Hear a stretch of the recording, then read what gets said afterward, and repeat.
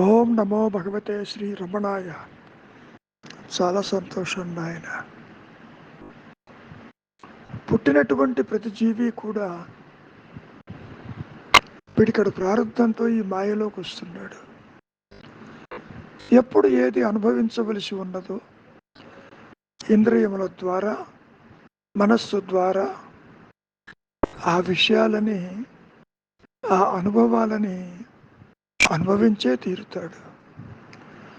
పుట్టుక నుంచి మరణము వరకు అనుక్షణము ఏది ఎప్పుడు ఎక్కడ ఏ విధంగా జరగవలసి ఉన్నదో ఈ మాయలో తాను తెచ్చుకున్న పిడికడ ప్రారంధమే దీన్ని నడిపిస్తుంది. ఆదిశంకరులు ఒక సందర్భంలో ప్రారంధ కర్మ చేత ఈ దేహము రక్షించబడుతుంది అన్నాడు. అది చాలా ఆశ్చర్యంగా అనిపిస్తుంది. ఇంకా కర్మ మిగిలి ఉంటే దేహాన్ని నిప్పుల్లో వేసినా అది బయటికే వస్తుంది. చూడండి ఎంత విచిత్రంగా ఉందో.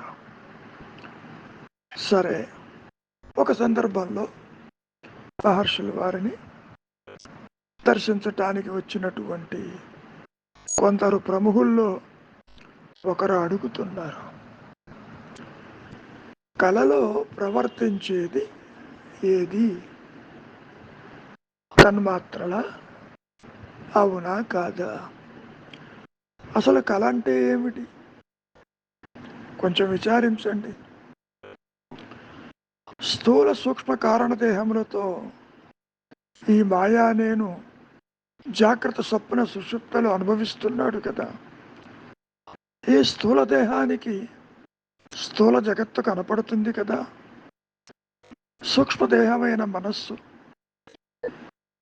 వాటి సంస్కార వాసనల వల్ల స్వప్నలోకాలు సృష్టించుకుని ఈ జాగ్రత్తావస్థ నుంచి ఏదీ తీసుకుపోకుండా అక్కడికి అప్పటికప్పుడు ఆకలి వేస్తే స్వప్న భోజనం తింటుంది. ఏదైనా పులి ఎంబడబడుతూ ఉంటే పరిగెడుతుంది. పంచేంద్రియముల యొక్క పనులన్నీ కూడా ఈ ఒక్క మనస్సే చేస్తుంది. అయినప్పటికీ మహర్షిని అడుగుతున్నారు, కలలో తన్మాత్రలు ప్రవర్తిస్తాయా లేదా అని. కావు అని స్పష్టంగా చెప్పడం జరిగింది. ఈ తన్మాత్రలు సూక్ష్మతరములు. జాగ్రత్తలోని స్థూల ప్రపంచంతో పోల్చినప్పుడు మన కల్పనలు చాలా సూక్ష్మాతి సూక్ష్మములే అవుతాయి. ముఖ్యంగా గ్రహించవలసింది, ఈ జాగ్రత్తావస్థలో స్థూల దేహంతో స్థూల జగత్తును చూస్తున్నావు కదా, దానితో పోల్చినప్పుడు సూక్ష్మదేహమైన మనస్సుతో కల్పనలు అవి కూడా సూక్ష్మములే. కానీ మరి తన్మాత్రలతో పోలిస్తే వానిని స్థూలముల వలె చెప్పుకోవాలి. అంటే స్థూలము సూక్ష్మము, సూక్ష్మాతి సూక్ష్మము అని మనం ఇక్కడ అర్థం చేసుకోవచ్చు. ఈ పంచీకరణం తరువాత తన్మాత్రలు అంతఃకరణానికి కారణమవుతాయి కదా. అక్కడ కూడా వేర్వేరు కారణ పరంపరల వల్ల, ముఖ్యంగా ఇక్కడ మహర్షుల వారు ఒక విషయాన్ని బాగా స్పష్టం చేస్తున్నారు. ఇందాక చెప్పినట్టు తన్మాత్రలతో పోలిస్తే ఈ స్వప్నం వానికి స్థూలమూల వలె కనిపిస్తుంది. పంచీకరణం తర్వాత ఈ తన్మాత్రలు అంతఃకరణానికి కారణమవుతాయి కదా. అక్కడ కూడా వేర్వేరు కారణ పరంపరల వల్ల, ఆకాశాధిక్యం వల్ల, సత్వం వల్ల ప్రభావితం అవుతాయి. అవి జ్ఞానాన్ని జనింపజేస్తాయి సుమా. గతంలో చెప్పుకున్నట్టు ఈ జ్ఞానస్థానము మేధస్సు. ఒక విషయాన్ని బాగా గుర్తుపెట్టుకోండి, వాయువు వలన మనస్సు ఇక్కడ పంచభూతాలు ఉన్నాయి కదా, వాటి యొక్క వివరణ చెప్తున్నారు. దీనికి కారణం ఏంటి? మనోమూలము, వాయుమూలము. ఇప్పుడు ప్రాణాయామం ప్రతి ఒక్కరూ తీసుకుంటుంటారు, గాలి పీలుస్తారు, వదిలిపెడతారు. పూరకరేచ కుంభకాలు ఉన్నాయి కదా, వాయుమూలము మనోమూలము ఒకటై ఉన్నది. మూలం ఒకటే, మూలము ఆత్మే మరి. కాబట్టి ఇక్కడ వాయువు వలన మనస్సు, ఇప్పుడు గాలిని బంధించారనుకోండి, మనస్సులో సంకల్పాలు తల ఎత్తవు. కేవలం కుంభకాలలో మనస్సు స్తంభించిపోతుంది. గాలి పీల్చి వదిలిపెట్టినప్పుడు కదా నీ మనస్సులో ఆలోచనలు రేగి నువ్వు మాట్లాడగలిగేది. కనుక పంచభూతాలు వాటి వాటి పనులు ఇక్కడ చేస్తూ ఉంటాయి. తేజస్సు వలన బుద్ధి. తేజస్సు అంటే జడశక్తిని ఆవరించిన చైతన్యమే ఈ బుద్ధి. చైతన్యమే ఇది కూడా. కాకపోతే ఇది కొంతవరకే పనిచేస్తుంది. బుద్ధితో ఆత్మని తెలుసుకోవటం కుదరదు, అది మూలానికి చేరలేదు. ఇందులో ఆ అంశ కొంత ఉన్నది. పవర్ ఆఫ్ డిస్క్రిమినేషన్ అంటాంగా, ఆ పవర్ అనేది బుద్ధికి ఉన్నది. మనోబుద్ధి చిత్త అహంకారాదుల్లో బుద్ధికి యొక్క సూక్ష్మతే ఆత్మని కూడా చాలాసార్లు మహర్షుల వారు చెప్పడం జరిగింది. ఇక జలం గురించి చూద్దాం. ఈ జలం వలన చిత్తము, అందులో ఏముంది? స్మృత్యాదులు, పూర్వస్మృతులు, వాసనలు, కోరికలు, బంధాలు, రాగద్వేషాలు ఒకటి కాదు, ఇష్టాయిష్టములు. పుట్టిన ప్రతి పిల్లవాడికి, ప్రతి జీవుడికి పూర్వవాసనలు ఉండి తీరుతాయి. ఇష్టాయిష్టములు చెబుతాడు, ఎందుకో తెలియదు. ఇది వద్దంటాడు, ఇది కావాలంటాడు, అదే తింటానంటాడు. ఇవన్నీ మరి వాసనలు కాక మరేమిటి?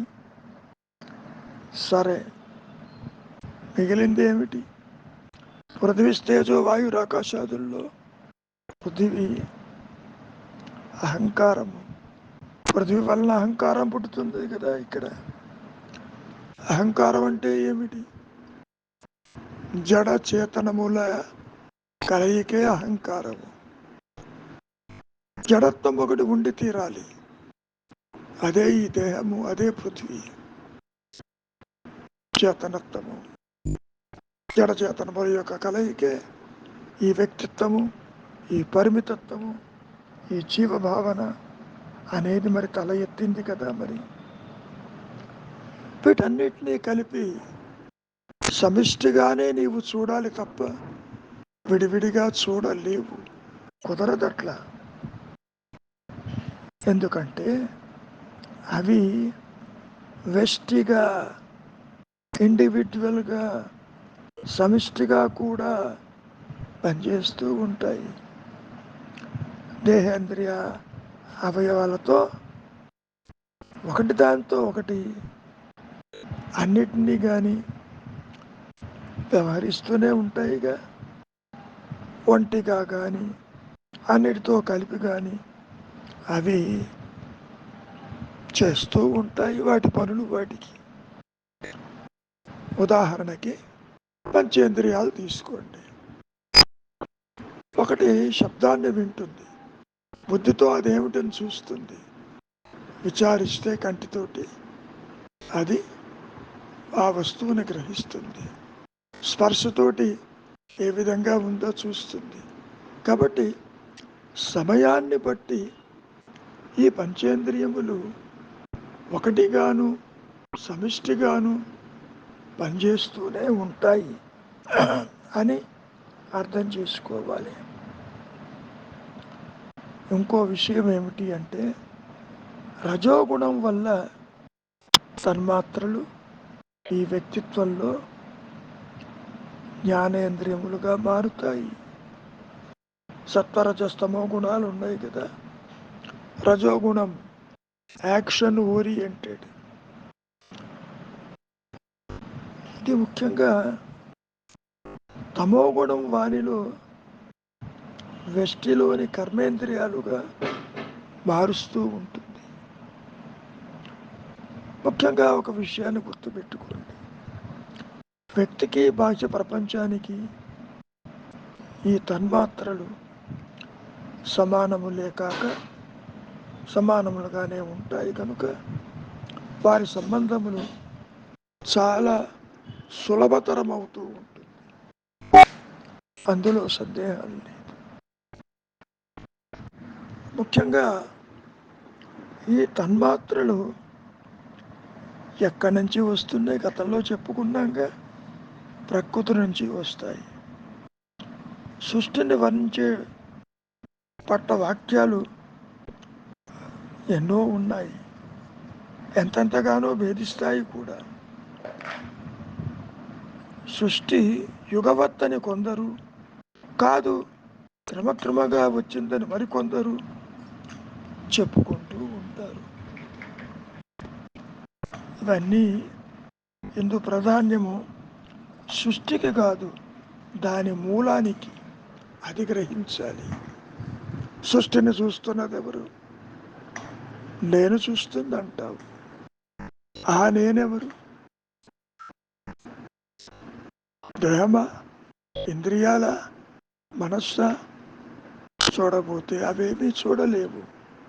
ఇవన్నీ చైతన్యమవుతూ అయినప్పుడే కదా చూడగలిగేది. కనుక జ్ఞానమే చూస్తుంది. పరోక్ష జ్ఞానం అన్నారు రమణ మహర్షుల వారు. ఇంద్రియముల ద్వారా, పంచేంద్రియముల ద్వారా ఈ సృష్టిని చూస్తుంది కాబట్టి దాన్ని ప్రపంచం అన్నారు. ఇంతకీ చూచేది ఎవరు? అదే జ్ఞానం. సర్వాన్ని గ్రహించగలిగేది జ్ఞానం. సిద్ధాంతాలు ఎన్ని చెప్పుకున్నా ఒక విషయం మటుకు స్పష్టమే, నేను ఉన్నాను.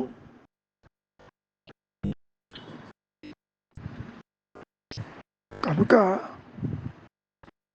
ఎవరు చూస్తున్నారు ఈ సృష్టిని? నేను చూస్తున్నానంటావు. ఆ నేను మూలము తెలియగలిగితే, నిలవగలిగితే అనుగ్రహం చేత సర్వ సృష్టికి ఆధారమైనది ఉన్నానన్న ఎరుక అని తేలిపోతుంది. నేను చూస్తున్నానంటున్నావే ఈ ప్రపంచాన్ని, దేహం చూస్తుందా? ఇంద్రియాలు చూస్తాయా? అవి చూడలేవు కదా. జడచేతనముల కలయికే కదా ఈ అహంకారం, ఈ వ్యక్తిత్వం. అది ఉందేమో చూడమంటారు మహర్షుల వారు. ఉన్నది ఎరుక మాత్రమే, ఉన్నది అహంస్మరణ మాత్రమే. అహంస్మరణ ఆలోచన కాదు సుమా, అది దాని ఉనికి. జ్ఞానవృత్తి చేత నేను ఉన్నానన్న జ్ఞానము అది అనంతంగా పరిధులు లేక ప్రకాశిస్తూ ఉన్నది. మరి ఇక్కడ దేహాత్మబుద్ధి, ఓ మాయా నేను, ఓ లోయర్ సెల్ఫ్, దీన్నే పిశాచమని కూడా వర్ణించారు. ఎవరు చూస్తున్నారు ఈ జగత్తుని, సృష్టిని, ఇతరులని, మంచిని, చెడుని అంటే ఈ మాయా నేనే చూస్తుంది. నిజానికి వాసనా ప్రభావం చేతనే చూస్తుంది. వాసనారాహిత్యమే ముక్త స్థితి కదా. ఆలోచన తల ఎత్తని మనస్సు ఆత్మగానే ఉంటుంది. మనం ఎన్నోసార్లు చెప్పుకున్నాం, రెండు నేను లేవని, ఉన్నది ఒకటే నేనని. ఆ నేను ఈ విధంగా కనపడుతుంది, అంతవరకే. నిజానికి ఇది భ్రమజనితము, ఊహాజనితము, ఇది అభాసము, స్వయం ప్రకాశము లేనిది. సర్పరచు భయభ్రాంతిలో ఏ విధంగా అయితే పాముకి ఉనికి లేదో, తాడు ఆధారంగా ఉన్నదో, తాడులో పాము లేదు, ఇక్కడ కూడా జీవుడు, జగత్తు, ఈశ్వర భావనలకి ఆత్మని విడిచి ఉనికి లేదు సుమా. ఆత్మతో కలిపి చూస్తే అంతా బ్రహ్మమే. దేహము కూడా బ్రహ్మమే, జగత్తు కూడా ఆత్మే. మరి సర్వం కల్విదం బ్రహ్మ అని ఆదిశంకరులు చెప్పి ఉన్నారు కదా. ఇక్కడ చూసే దృష్టికోణాన్ని బట్టి ఉంటుంది. మంచిది. విచారించండి. చక్షు దృష్టితో చూస్తే కనపడిపోతుంది. జ్ఞాన దృష్టితో చూస్తే నీతో కలిపి నీవు చూస్తున్నదంతా ఆత్మలోనిదే అని తెలుస్తుంది. మంచిది. మౌనమే నీ సహజత్వము, నీ ధర్మము, నీ ఉనికి, నీ ఎరుక మాత్రమే.